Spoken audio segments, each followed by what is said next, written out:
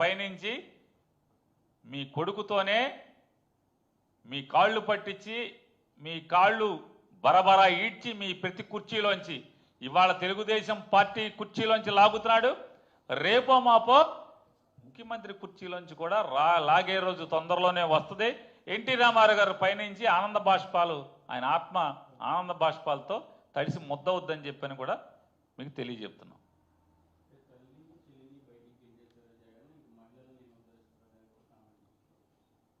తల్లిని చెల్లిని బయటికి గెంటారని లోకేష్ గారు అన్నారు.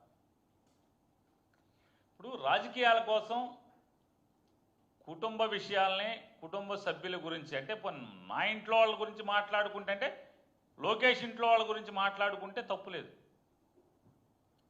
కానీ ప్రత్యర్థుల ఇళ్లలో కుటుంబ సభ్యుల గురించి, వాళ్ళ ఇంట్లో జరగని విషయాలు జరిగినట్టుగా చిత్రీకరించడం, ఇట్లాంటి దిగజారి తప్పుడు రాజకీయాలు చేస్తే మేము కూడా అటువంటి ప్రశ్నలే వేయదలుచుకుంటే, లోకేష్ లాగానే దిగజారి మేము కూడా మాట్లాడదలుచుకుంటే మాట్లాడలేమా?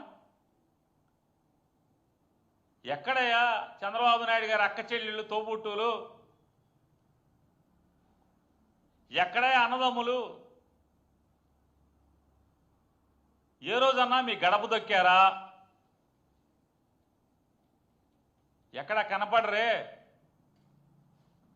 100 కోట్ల రూపాయలు పెట్టి హైదరాబాద్లో ఇల్లు కట్టుకున్నారు మీరు, జూబ్లీ హిల్స్లో. దాని శంకుస్థాపనకి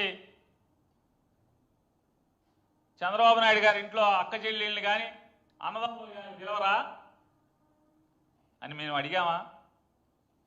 లేదా అమరావతిలో 100 కోట్ల రూపాయలు ఖర్చు పెట్టి 5 ఎకరాలు ఇళ్ల స్థలానికి, 5 ఎకరాల ఇళ్ల చిన్న ఇల్లు స్థలం, 5 ఎకరాల చిల్లర చిన్న ఇల్లు స్థలం కొనుక్కుని అట్టహాసంగా దానికి శంకుస్థాపన చేశారే, దానికి